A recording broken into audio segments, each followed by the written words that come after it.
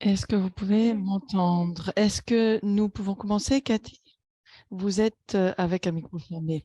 Alors, Cathy va ouvrir son micro et donc merci à tout le monde d'être venu. Un rappel, donc cette réunion est disponible en différentes langues si vous voulez.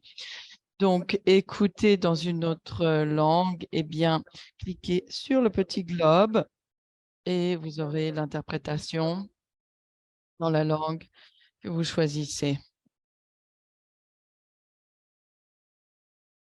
Une fois que l'on choisit une langue, il ne faut pas le changer pendant la réunion. Et si vous avez un casque avec un microphone intégré, c'est préférable, mais pas obligatoire. Voilà, sans plus attendre, Cathy, à vous la parole. Merci beaucoup. Bienvenue à nouveau à notre deuxième webinaire sur le programme de renforcement des capacités. Et aujourd'hui, nous allons parler de comment créer un plan annuel. Alors, diapo suivante, s'il vous plaît. Merci. Comme vous le voyez, les objectifs de ce programme de renforcement de capacité sont en phase avec les objectifs Europe Sjögren. Donc, pour Sjögren Europe, nous voulons donc soutenir nos membres, les associations et faire un plaidoyer et obtenir donc des compétences dans ces domaines. Alors, ce programme est composé de 4 parties avec les sujets indiqués par les associations des membres et des patients Sjögren, les besoins donc qu'elles avaient indiqués. Donc, nous avons déjà fait beaucoup de travail, de préparation pour finaliser en fait les 4 parties de ce programme de capacité. Et donc, nous voudrions remercier grandement Novartis. Pour la première séance de ce programme, il s'agit de la stratégie de communication externe. Et aujourd'hui, il s'agit de stratégie opérationnelle et de recrutement de personnel. Donc, nous allons avoir une séance sur donc des idées dans ce domaine. Diapo suivante. Comme vous pouvez le voir, pour le webinaire d'aujourd'hui, donc après moi, nous donnerons la parole à notre experte Flora Raffaille. Ensuite, nous pourrons avoir un atelier, donc une séance interactive, ensuite des remarques de conclusion et ensuite nous obtiendrons quelques résultats et nous irons à la conclusion du webinaire. J'ai le plaisir maintenant d'accueillir notre experte Flora Raffaille. Elle est donc coach dans les petites organisations et accréditée, donc coach transformationnel, et elle a travaillé pour des associations de santé et des associations à but non lucratif. Elle a un diplôme de la London School of Economics et un master d'ailleurs dans l'innovation sociale de l'Université de Cambridge, la Judge Business School de Cambridge. Flora, vous avez la parole. Merci beaucoup.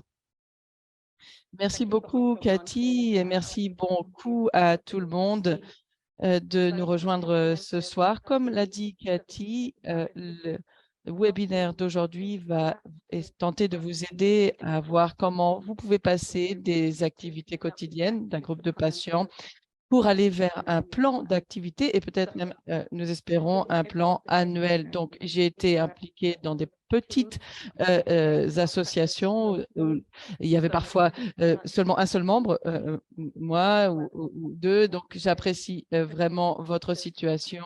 Et ici, ce webinaire, eh bien, il va s'agir de mettre en pratique tout ce dont nous allons évoquer, tout ce que nous allons évoquer aujourd'hui. Donc, en 1 heure et demie, nous espérons que cela va vous permettre donc d'aller vers vos plans d'activité, vos plans annuels. Comme l'a dit Cathy, cette soirée va porter donc sur comment passer des activités quotidiennes vers un plan d'activité. Et on aura du temps pour les questions avant de passer au premier exercice. Ensuite, on verra comment on peut passer du plan d'activité à un plan annuel. Et là, encore une fois, il y aura un petit peu de temps pour des questions pour que vous sentiez à l'aise sur le sujet. Ensuite, deuxième exercice et dernier exercice avant la conclusion. Alors, pour commencer, j'aimerais vous inviter à réfléchir, écrire sur un papier que vous avez tout près de vous, c'est-à-dire poser votre intention pour le webinaire. Donc, répondre à ces deux questions. Quelle est votre intention pour ce webinaire et qu'est-ce que vous espérez gagner de ce webinaire? La raison pour laquelle je vous demande de cela et ces deux choses-là, eh bien, c'est parce que pour avoir un plan d'activité, il faut partir d'une intention, poser une intention. Donc, je vais arrêter de parler pendant 2 minutes, vous laisser répondre à ces questions et nous commençons.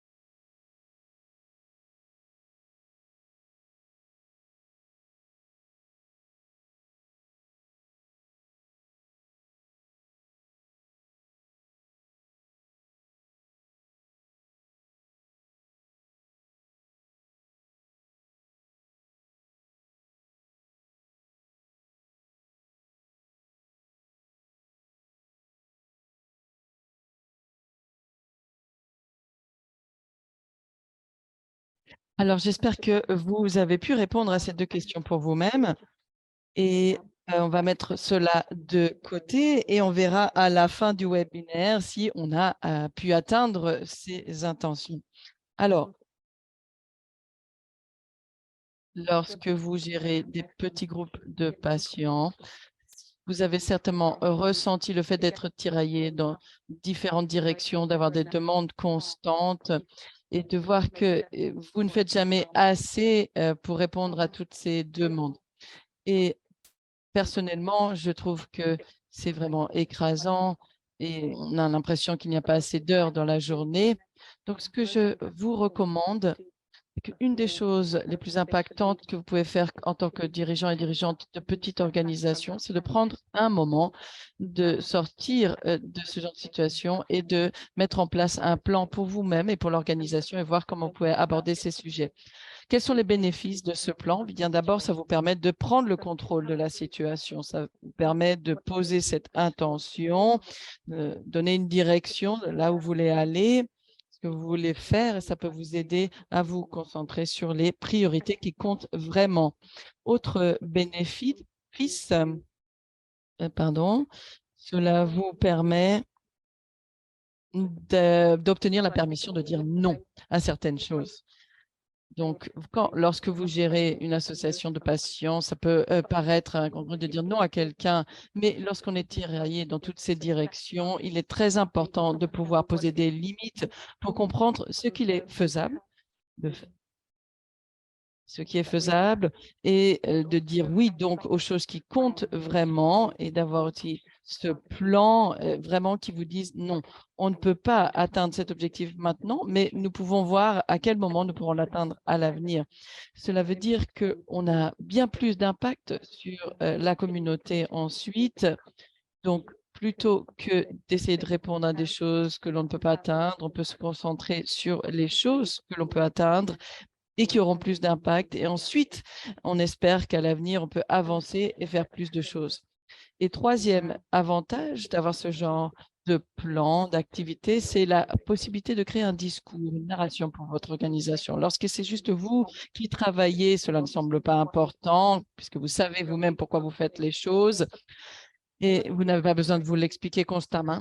constamment, mais lorsque vous impliquez d'autres personnes, soit des employés, soit des volontaires ou des partenaires ou des bailleurs de fonds, il va falloir leur dire, leur répéter quelle est l'histoire, le parcours de l'organisation et donc avoir un plan organisationnel que vous pouvez partager avec eux vous aide déjà avec la gestion du temps pour vous-même, mais aussi voir où ils peuvent s'intégrer et quel est leur impact, leur contribution dans l'organisation. Ça peut vraiment motiver les personnes à s'impliquer et cela aide aussi à la délégation des activités car on espère qu'ils peuvent ainsi percevoir pourquoi ils font ce qu'ils font et donc qui puissent aussi accomplir leurs tâches avec le meilleur d'eux-mêmes. Donc, c'est pour ça qu'il est important de prendre du temps pour commencer à planifier et d'être un peu plus stratégique vis-à-vis de ses propres actions.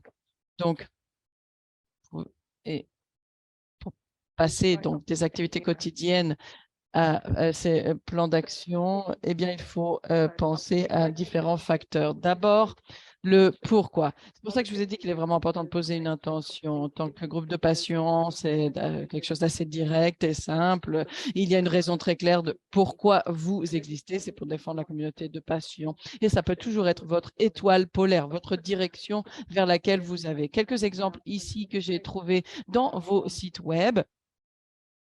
Et c'est vraiment un moyen fabuleux de commencer. Tout ce qu'on vous demande de faire doit servir cette vision au final. Et deuxième chose faire, c'est de voir comment ce que vous faites a un impact, comment votre rôle a un impact. Encore une fois, lorsqu'on a un temps limité, des ressources limitées également, il est très important de se concentrer sur les choses qui vont vraiment avoir un impact pour cette vision, donc les choses qui sont faisables aussi. Lorsqu'on amène ces deux choses ensemble, c'est-à-dire l'alignement vis-à-vis de la vision et l'impact sur la communauté, c'est comme ça que l'on obtient notre liste de priorités, d'activités prioritaires à mener à bien. Ça veut dire que tout ce pourquoi vous dites oui, c'est quelque chose qui soutient la communauté. Et donc, cela fait partie des activités que je vais vous demander de faire dans quelques minutes. Donc, gardez ça en tête si vous voulez bien. Ensuite, qu'est-ce qu'il faut faire une fois qu'on a une liste d'activités prioritaires? Il faut donc avoir un plan qui va mettre en avant les plus grandes priorités. Alors, la manière de faire, c'est de penser là où nous en sommes maintenant. Donc, par exemple, si on prend l'exemple d'organiser une journée familiale pour vos communautés de patients, peut-être que vous en faites une fois par an, vous le comprenez, vous savez comment le faire et vous vous dites qu'à la fin de 2023, vous voulez avoir une autre journée familiale. Et votre plan d'activité, si on enlève tout le jargon un peu école d'économie, c'est voir quelles sont les étapes qui vous ramènent à maintenant. Donc, le meilleur moyen de faire, que j'ai trouvé, c'est de travailler vis-à-vis de ces 6 questions. Toujours commencer par le pourquoi. Pourquoi est-ce qu'on prend en compte cette activité? Donc, encore une fois, réexaminer quel est son impact sur les bénéficiaires, sur la communauté et comment c'est aligné avec notre vision. Et à partir de là, il faut mettre cette cible. Qu'est-ce que l'on veut atteindre avec cette activité?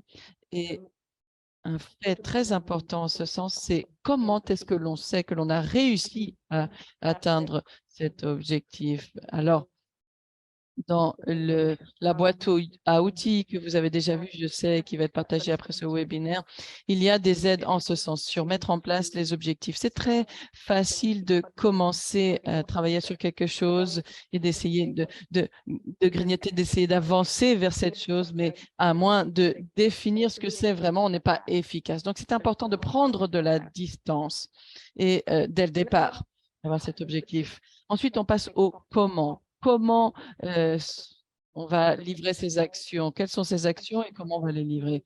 Donc, ce que je recommande que vous fassiez à ce moment-là, c'est d'abord de commencer avec une tempête d'idées de toutes les choses que vous devrez faire pour atteindre cet objectif. Si on garde l'exemple d'une journée familiale, eh bien, peut-être que certaines des actions à prendre en compte, ça sera trouver un lieu, la restauration, envoyer des invitations, avoir des formulaires de retour et une fois que l'on fait cela, il n'y a pas besoin d'être logique sur dans quel ordre il faut faire les choses. Il faut juste noter toutes les choses à faire qui devront être faites pour cette activité.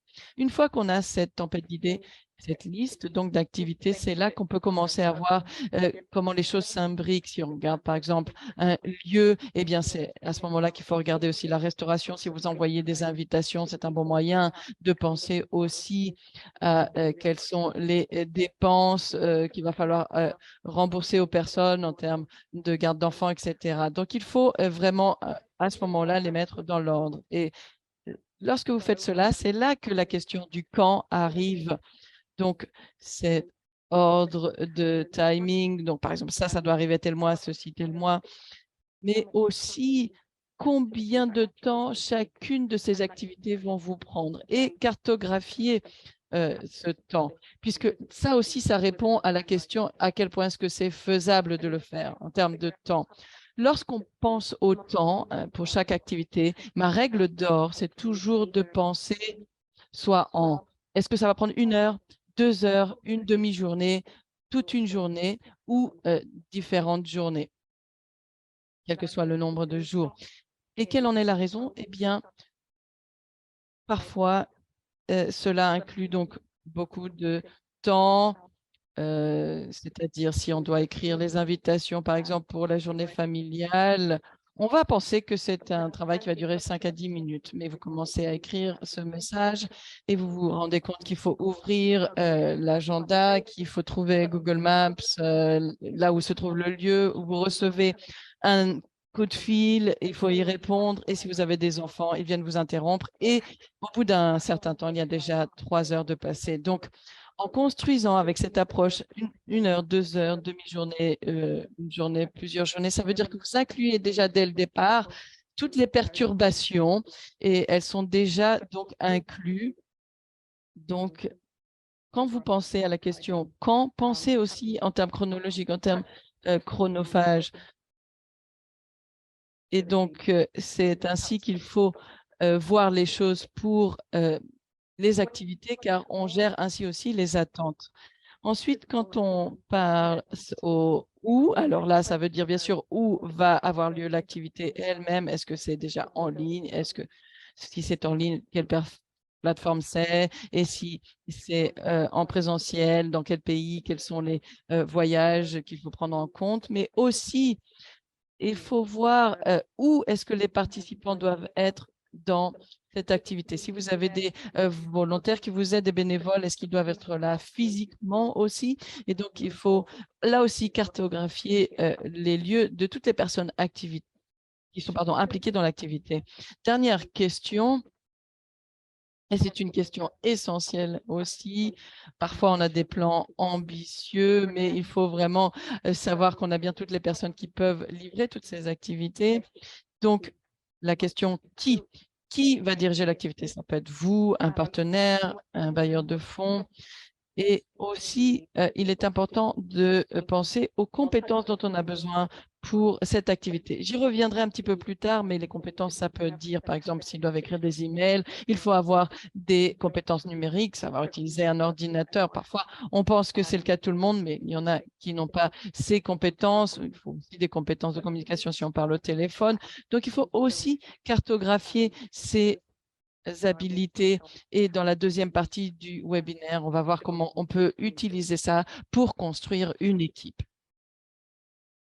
Donc, travailler avec ces 6 questions, ça va vous donner un plan vraiment solide pour chaque activité. Et dans la deuxième partie du webinaire, on va voir comment on peut prendre chaque plan d'activité et construire un plan annuel. Alors maintenant, je vais m'arrêter pour voir s'il y a des questions. Et ensuite, nous passerons à notre premier exercice et vous aurez l'occasion donc de traduire cela en action. Donc voilà, petite pause pour les questions. Je crois qu'il y a une fonction questions-réponses où vous pouvez écrire dans le chat ou si quelqu'un veut parler. On peut aussi utiliser donc la fonction lever la main, d'accord, et ouvrir son micro. Il y a plein donc d'options pour poser sa question.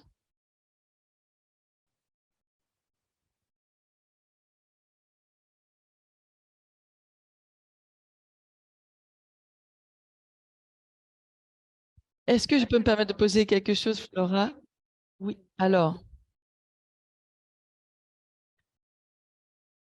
vous parlez donc là pour un plan d'une activité. Donc, vous suggérez que pour avoir le plan annuel d'activité d'une association, il faut d'abord réfléchir au plan des activités que l'on veut mettre en place, une par une, et voir si on est capable de les mettre en place. C'est ça?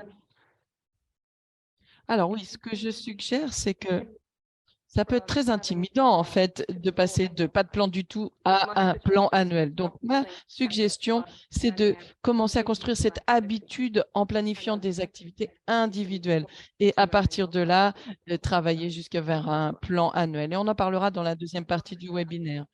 Très bien. Nos besoins comme organisation, c'est de voir comment construire un plan annuel, car on ne peut pas envoyer un sponsor, un plan d'activité, un par un, pour leur envoyer donc un mail, etc. Non, voilà, maintenant nous planifions cela. Ils veulent en fait que l'on ait un plan annuel d'activité. Donc, vous suggérez que pour avoir un plan d'activité annuel, nos membres doivent réfléchir sur une, deux ou trois activités et ensuite créer un plan d'activité annuel. C'est ce que vous proposez, n'est-ce pas? Oui, alors, nous allons parler de comment nous passons de cette première étape vers le plan annuel. Donc, j'ai un modèle qui peut être partagé ensuite avec les bailleurs de fonds et les partenaires. Merci.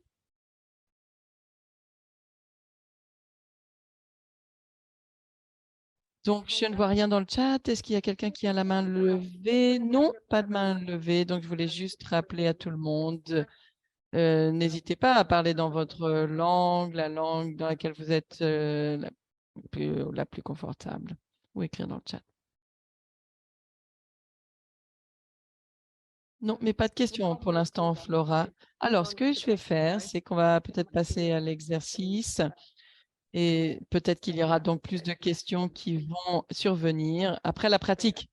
Donc voilà, je vais vous présenter l'exercice. Donc, je crois qu'on vous a envoyé un petit fichier d'exercice avant, et d'ailleurs, on vient de vous mettre le lien dans le chat pour commencer à quelles sont les activités que vous voudriez avoir cette année. Si vous n'avez pas eu le temps de le faire, ne vous inquiétez pas, nous avons le temps de le faire maintenant. Donc, dans ce petit fichier d'exercice que vous voyez dans le chat, ce que je vous invite à faire, c'est de réfléchir sur quelles sont ces activités que vous espérez mener à bien cette année 2023 ou que votre communauté ou vos partenaires aimeraient que vous mettiez en place. Et ensuite, on va commencer ce processus de priorisation. Donc, on va regarder à quel point ces activités sont alignées à votre vision et à quel point elles ont un impact sur l'activité, sur la communauté. Pardon. Donc, on va de 1 à 5. Donc, 1 étant le moins d'impact et 5 le plus d'impact. Et ensuite, vous allez avoir donc des scores de 10 sur 10. Donc, par exemple, si une activité a un score de 9 ou 10, eh bien, ça va être une activité de grande priorité, mais si elle obtient un score de 2, ce ne sera pas une grande priorité. Et donc, si vous avez la capacité de mener à bien cette activité en plus, très bien, mais ce ne sera peut-être certainement pas une activité prioritaire. Donc, ça devrait vous prendre 5 minutes environ. Et dans les 5 minutes suivantes, j'aimerais que vous regardiez quelle est votre activité qui est la plus prioritaire et commencez votre plan prioritaire. Donc, quel est l'état de cette activité là où vous allez en être en 2023 et commencez à travailler sur ces 6 questions. Donc, de pourquoi, comment, quoi, où, quand et qui. Donc, voilà, on aura 10 minutes pour ce faire. Donc, il est 6 heures, heure européenne. Eh bien, donc, on peut se retrouver dans 10 minutes, c'est-à-dire à 6h10. Et voilà, je vais éteindre mon micro, mais bien sûr, si toute personne avait des questions, je serais là pour y répondre. Maggie ou Rashmika? On me dit qu'on ne peut pas écrire dans la rubrique Q&A parce qu'il faut leur donner accès. Est-ce qu'on peut rendre donc cette rubrique questions-réponses de Zoom accessible? Merci pour tout le monde. Oui, bien sûr. Oui, nous allons vérifier cela. Oui, moi aussi, j'ai essayé de le faire, mais on me demande une permission. Donc, s'il vous plaît, rendez cette fonction accessible à tous. Merci.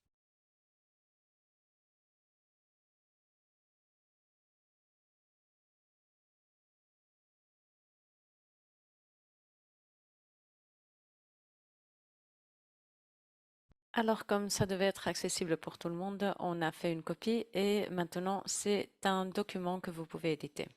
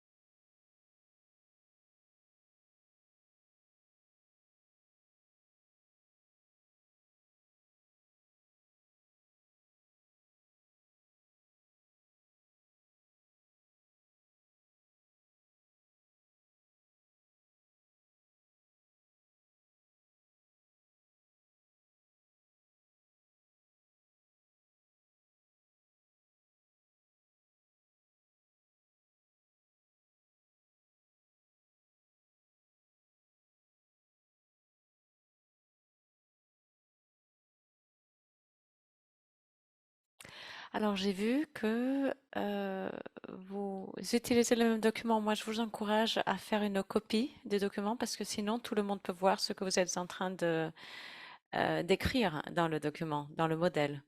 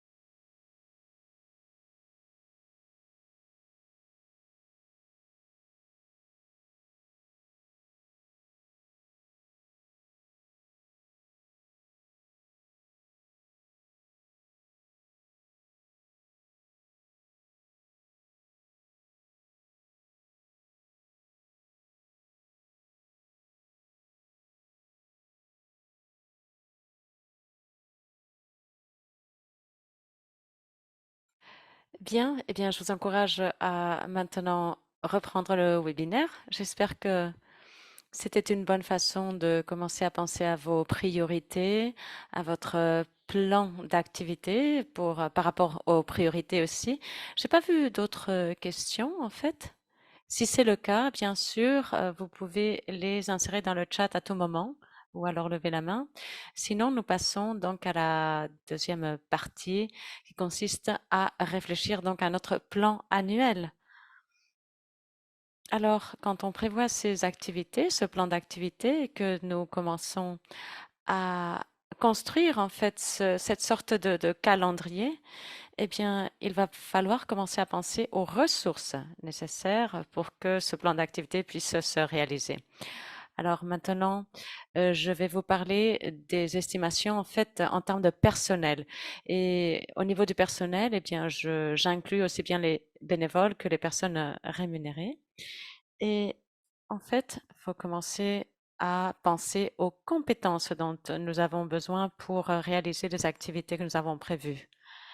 Et je vous recommande de commencer à regarder quelles sont donc les compétences nécessaires pour les différentes activités et commencer à regrouper ces compétences par thème commun et puis ensuite penser à un rôle d'emploi. Moi, je vous donne un exemple qui vient d'un groupe de patients que nous voyons souvent. Nous avons besoin, par exemple, dans ce cas-là, des personnes qui sont capables d'utiliser Facebook, Twitter, de mettre à jour un site web, de créer des graphiques pour Facebook, Twitter, Instagram, de faire des bulletins par email. Alors, quand on commence à voir ces activités, on peut les regrouper par rapport à des compétences communes. Donc ici, on aurait, eh bien, avoir de l'expérience avec les réseaux sociaux, avoir des compétences par rapport à l'édition de vidéos, d'images, avoir de bonnes communications, de bonnes compétences de communication écrite, en digital aussi. Alors ici, je vous donne un exemple d'un poste, en fait, et là, c'est là où le fait d'avoir un plan va vous permettre de créer une narrative et de déléguer. Ici, tous les aspects du plan viennent. Par exemple, on pense au, au lieu de travail. Eh bien, dans ce cas-là, ce serait bien de travailler depuis la maison par rapport à ce bénévole. Aussi, on peut penser au type de temps dont nous avons besoin pour ce bénévole. Et on peut penser aussi au type de tâches que cette personne remplirait et quelles sont les compétences spécifiques que cette personne requiert. Et cela va vous permettre d'établir des limites et aussi des attentes par rapport à vos bénévoles, à votre personnel. Hem, Aussi, on pourra leur dire, ce que l'on attend d'eux et cela les fera sentir, en confiance, plutôt que de ne pas savoir et d'avoir à vous poser des questions. Il faut être très stratégique au moment de recruter les bénévoles ou les membres du personnel parce que il y a peut-être des personnes qui aiment le type de rôle, mais il faut s'assurer que ces personnes ont les compétences nécessaires. Donc voilà, c'est vraiment un très bon outil de savoir que nous avons les personnes qu'il faut à nos côtés pour parvenir à nos buts. La deuxième chose à laquelle penser, c'est bien sûr le budget. Finalement, les deux ressources dont vous avez besoin, eh bien, c'est les ressources humaines, à savoir les personnes pour dérouler les activités, et puis ensuite les ressources économiques pour réaliser tout cela. Quand on commence à rassembler les activités, on commence à voir qu'il y a des coûts qui apparaissent, et c'est ce que vous allez, disons, lister sur la partie de gauche, les différents coûts de chaque activité pour le groupe. Et là, j'ai par exemple énuméré des différents coûts, par exemple les dépenses liées aux bénévoles ou alors aux télécommunications, aux matériaux imprimés. Et puis, donc, à gauche, nous avons donc les coûts. Et je suis désolée parce que, en fait, ce qui devrait apparaître dans la ligne du haut apparaît en bas. Et donc voilà, à droite, nous avons tous les coûts ventilés, puis le coût annuel. Et voilà, avec toutes les activités, on peut donc faire les coûts. et ainsi on aura une idée beaucoup plus claire de ce que ce coût représente et on peut donc s'assurer qu'on peut partager cette information avec nos partenaires qui fournissent le financement. Alors, par rapport au budget, eh bien, il y a bien sûr la différence à faire entre les budgets estimés et les budgets calculés. Nous avons, par exemple, des cas où l'on peut établir un coût très spécifique, par exemple, par rapport aux matériaux imprimés, eh bien, on peut demander combien cela coûte que d'imprimer sans brochure et on peut donner un chiffre très concret, alors que par rapport au coût estimé, eh bien, c'est là où nous avons une nouvelle activité qu'on n'a jamais fait avant ou alors il y a une certaine incertitude. Mais l'important, c'est d'inclure quand même ce coût estimé parce que c'est quand même un coût, même si on ne sait pas précisément à, ce à quoi ça va correspondre. Et voilà, ajouter autant d'informations que possible pour que le coût estimé soit aussi précis que possible. Et puis par rapport aux coûts liés aux bénévoles, eh bien, il faut penser si on a besoin, par exemple, de 10 volontaires par mois pour une activité spécifique, où se trouve l'événement que nous allons organiser, s'il y a des déplacements à faire pour s'y rendre et combien tout cela va coûter. Bien sûr, ici, ces chiffres que je vous propose ne sont que des exemples, mais ça vous permet un petit peu d'estimer le coût euh, des bénévoles.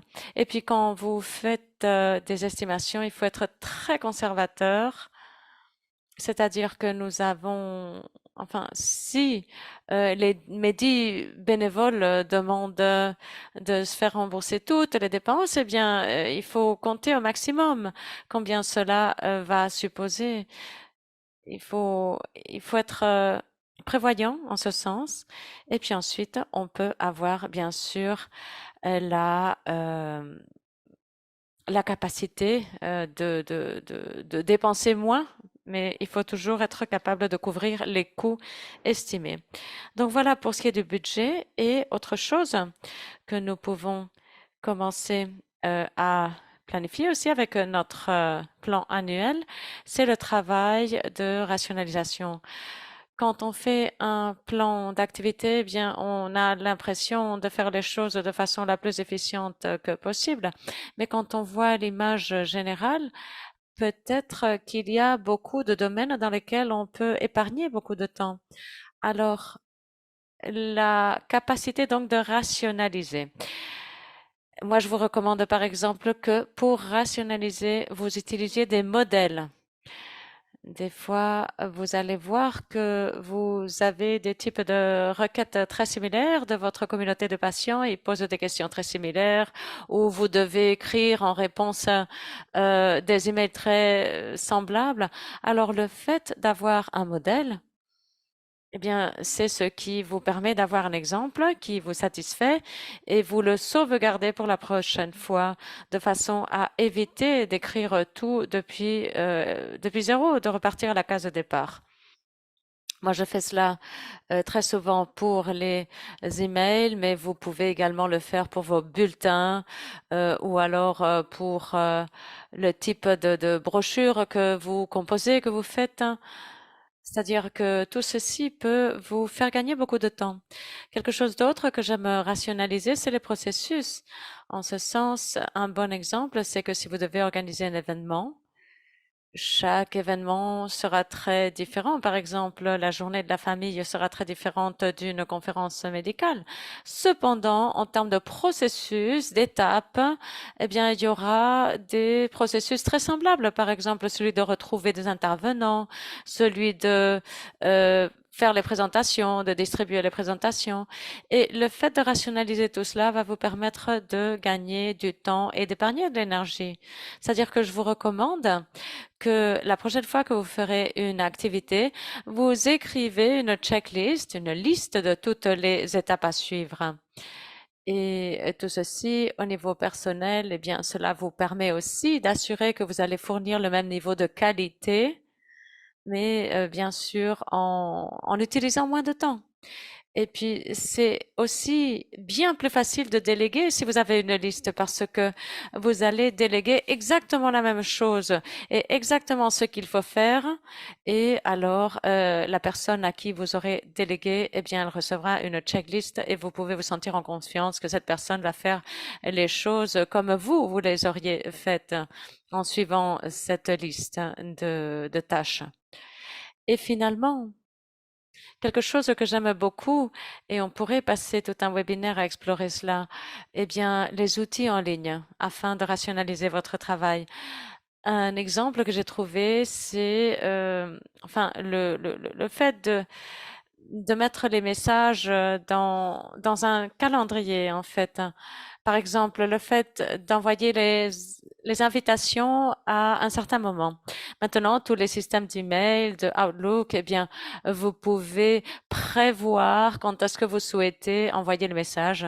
Et le bénéfice de tout cela, c'est que ça va beaucoup uniformiser votre charge de travail plutôt que de vous coincer, par exemple, à un certain moment pour écrire ce mail et pour l'envoyer à ce moment précis.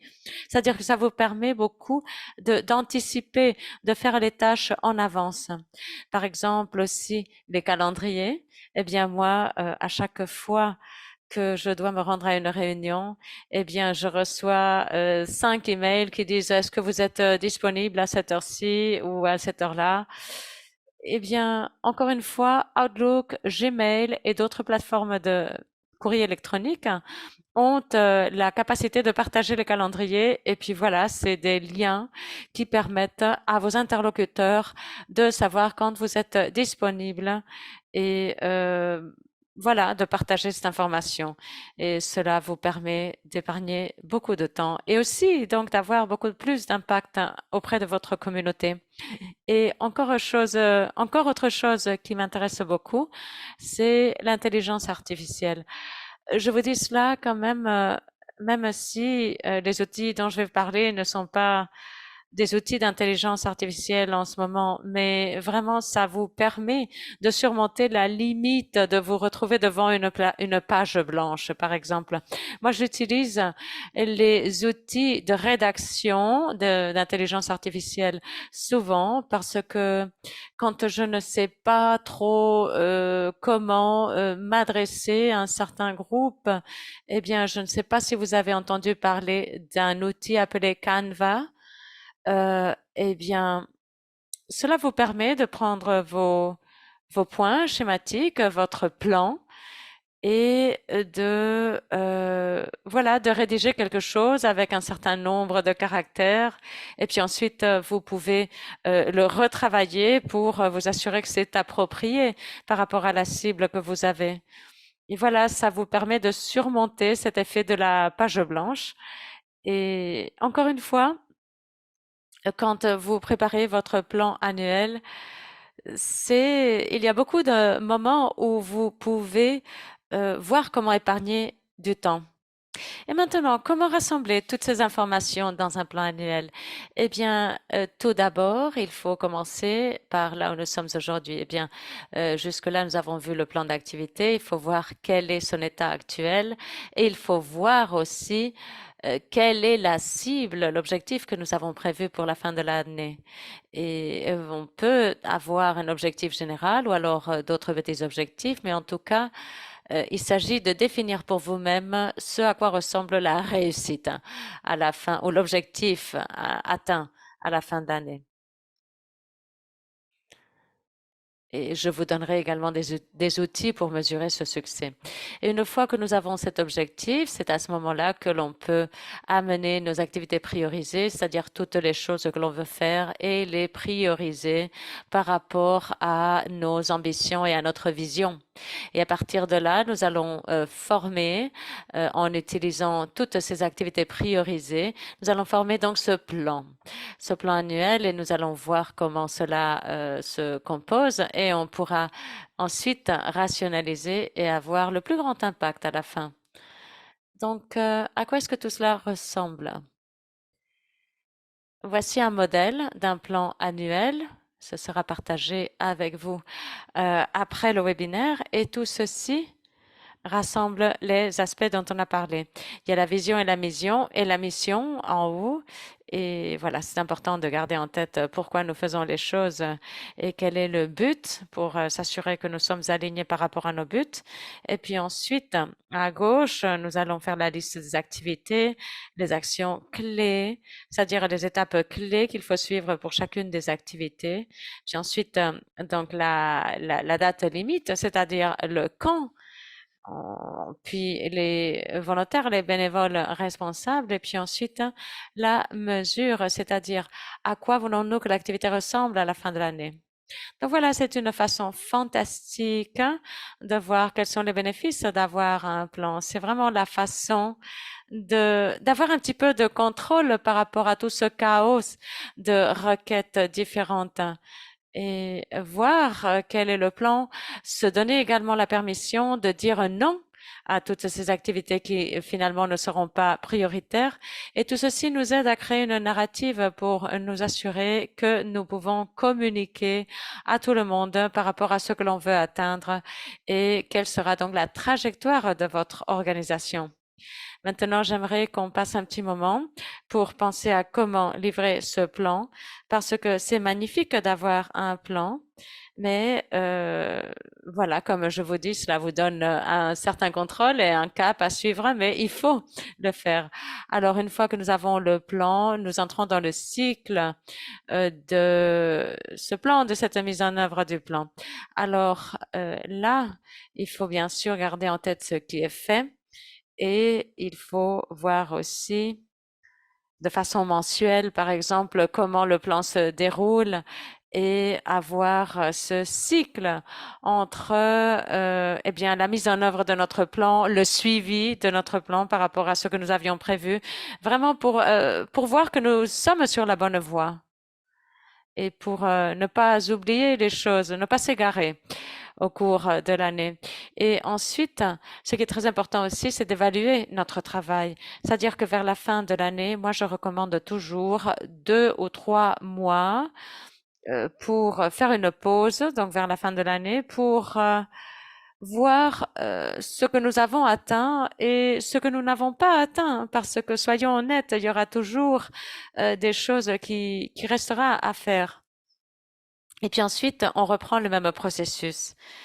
Et voilà, c'est exactement ce dont nous avons besoin ces 2 ou 3 mois, parce que cette évaluation nous permet de réfléchir où nous sommes, fixer les buts pour l'année prochaine et dérouler tout cela. Et la valeur de réserver ces 2 ou 3 mois pour cette réflexion, c'est que ça nous permet de commencer l'année avec tout en place pour pour satisfaire notre plan, mais ça nous permet aussi de nous accorder un certain moment, par exemple pour la collecte de fonds, parce que bien sûr, on peut avoir un plan magnifique, mais il va falloir compter sur le financement, compter aussi sur le personnel que nous devons recruter. Et ces 2 ou 3 mois, par exemple, vont nous permettre de nous consacrer à ces tâches-là.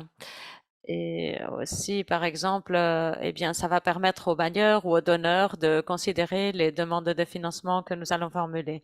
C'est-à-dire que voilà, c'est un petit peu le cycle auquel il faut réfléchir.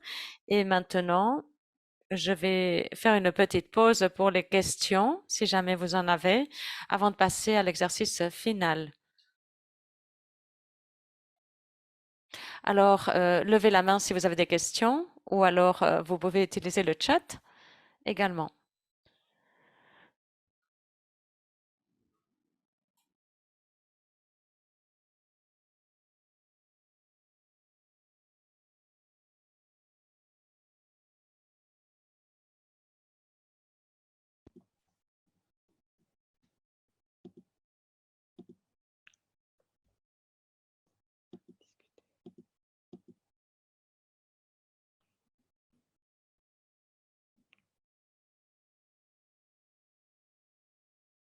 Yes, oui, moi. C'est plus une remarque qu'une Oui, question. allez-y. Merci beaucoup Flora pour ces présentations vraiment, très claires et très impressionnantes.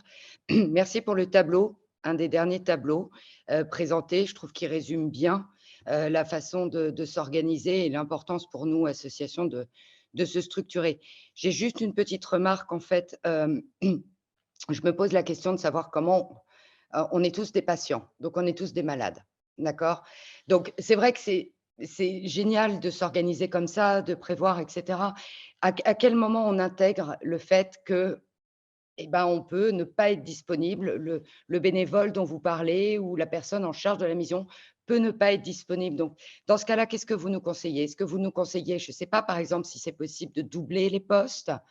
Est-ce que vous nous conseillez de faire des plus grandes marges de manœuvre dans le temps, dans le planning? Comment est-ce qu'on peut au final, pour pas être, comme vous disiez à l'instant, pour pas être découragé si on n'a pas atteint nos objectifs ou voilà, comment est-ce qu'on intègre cette notion de malade, en fait? Parce qu'il ne faut pas oublier que parfois, on veut faire beaucoup de choses et bon, vous donniez l'exemple des enfants. Oui, parce qu'on est parfois à la maison et on peut être interrompu. Mais on a aussi un gros facteur, nous, qui est quand même la maladie et qui peut nous empêcher, qui peut mettre à mal un peu tous ces plans. Comment est-ce que vous nous conseillez, nous, associations et voilà, pas entreprise, mais plus association, du coup, de gérer ce facteur complètement aléatoire et imprévisible?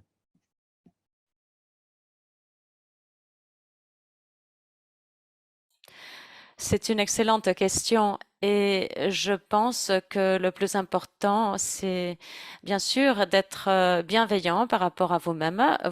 C'est vrai, vous avez une maladie et il y aura des moments où vous ne vous sentez pas bien et il y aura des moments où d'autres personnes ne se sentiront pas bien. C'est vraiment une réalité que nous devons accepter. C'est la réalité et comme vous dites, un aspect dans tout cela, c'est de tenter d'intégrer toutes ces possibilités dans le plan. C'est-à-dire, il y aura des moments où le personnel ne sera pas disponible, par exemple, et il va falloir voir, par exemple, parmi l'équipe que nous allons composer, qui pourrait soutenir, qui pourrait remplacer. Par exemple, si c'est vous la leader, eh bien, le fait de communiquer tout cela et le cas échéant, si jamais vous n'êtes pas disponible, le fait d'avoir transmis à tous les membres de l'équipe ce qu'il faut faire. Cela fait partie aussi de la faisabilité du projet. Nous voulons tous faire plein de choses pour notre communauté, mais il faut reconnaître combien une personne peut faire par rapport à ses activités et peut-être vraiment être réaliste et se centrer sur les activités que l'on peut vraiment mener à bien. Je pense que c'est une combinaison entre le fait d'établir les activités et de prévoir un soutien. Et vraiment, je recommande aussi souvent aux personnes comment penser à mitiger les risques, c'est-à-dire penser à quelqu'un qui peut venir à notre aide, nous assurer aussi que nous avons vraiment un système de soutien en place si jamais quelqu'un n'est pas disponible ou ne se sent pas bien. Et accepter aussi le risque qu'il y a peut-être quelque chose qui ne va pas marcher et de trouver la façon de redresser cela. Trouver aussi des partenaires qui pourraient venir en aide le cas échéant.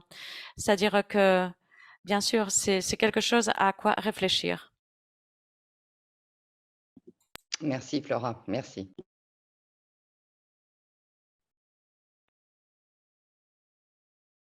Cathy, vous vouliez rajouter quelque chose? Je vois votre main levée. Oui, je voudrais parler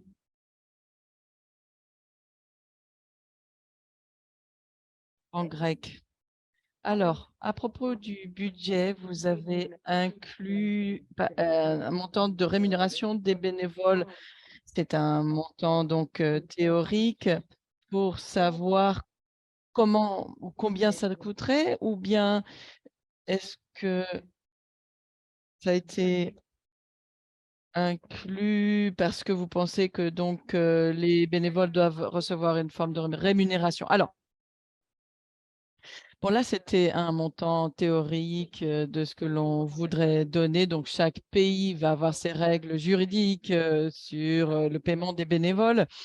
Et au Royaume-Uni, où je me trouve, s'il y a des dépenses de voyage, par exemple, ou s'ils doivent prendre un déjeuner pendant qu'ils effectuent des tâches, eh bien, c'est à peu près cette estimation que cela donne. C'est un petit peu le pot que l'on obtient et on pourrait payer cet argent-là sans savoir vraiment si c'est ce qu'ils vont demander. D'accord? Je ne sais pas si vous avez bien compris.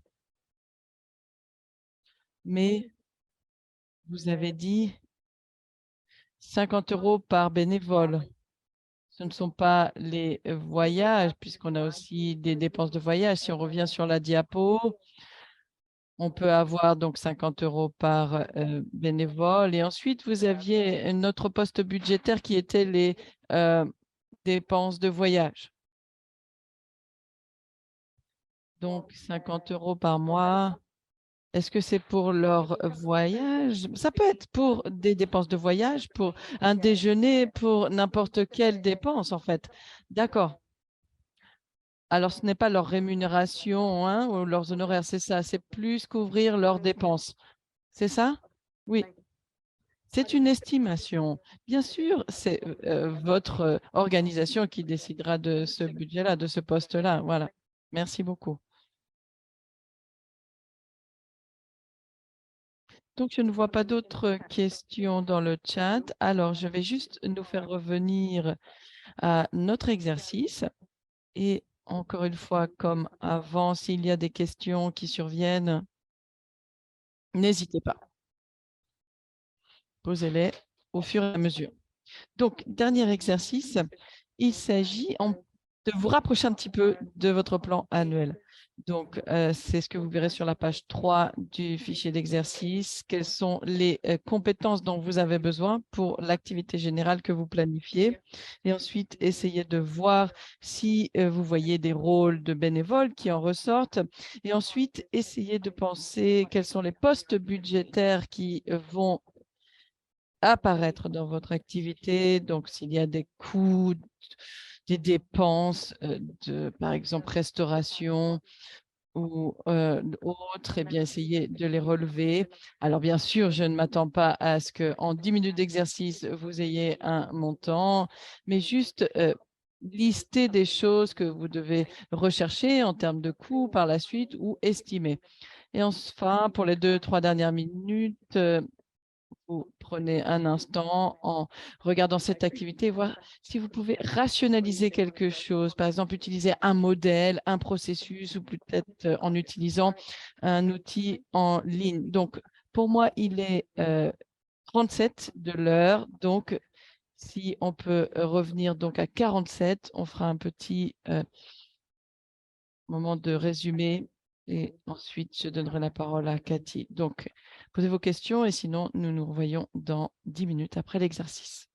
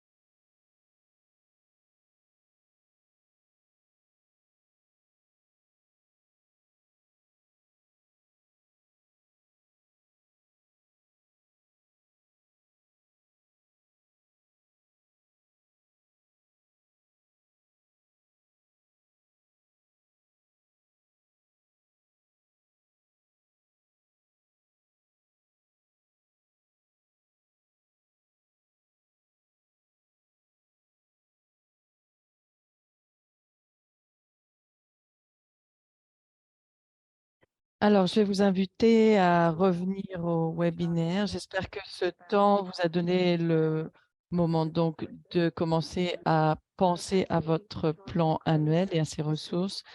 Donc, avant de conclure, je vais synthétiser ce dont on a parlé. Donc, nous sommes penchés sur comment passer de la vie quotidienne et commencer à créer un discours, un plan d'activité au départ en répondant aux questions. Pourquoi? Quoi? Et désolé, maintenant, quand je dois les dire à la suite, je les oublie. Donc, pourquoi, quoi, qui, où et quand et comment. Donc, cela vous permet donc de déclarer les activités que vous voulez mettre en place et par la suite, ensuite, le plan annuel avec l'objectif de l'année, quelles activités, quel soutien nécessaire de la part de telle personne et en termes de budget et ensuite voir comment mieux utiliser le temps que l'on a.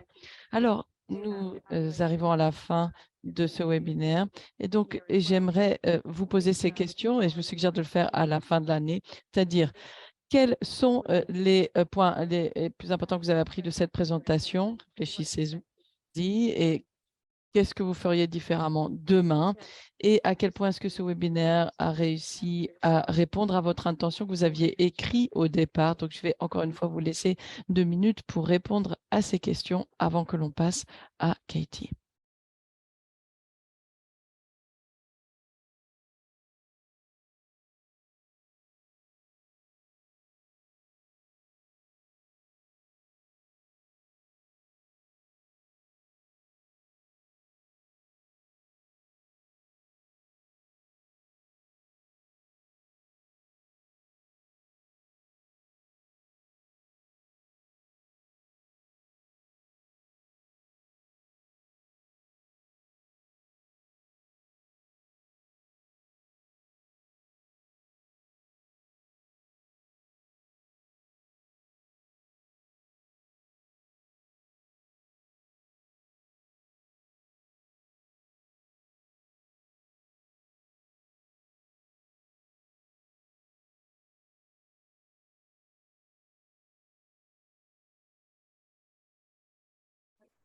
Parfait, merci beaucoup de m'avoir écouté. J'espère que cela vous aura été utile et que ça va vous permettre de commencer un parcours pour aller vers un plan annuel et je vous laisse mes coordonnées. Donc, si vous avez des questions qui vous viennent plus tard, n'hésitez pas à me contacter. Et encore une fois, ça a été un bonheur de vous parler ce soir. Merci beaucoup.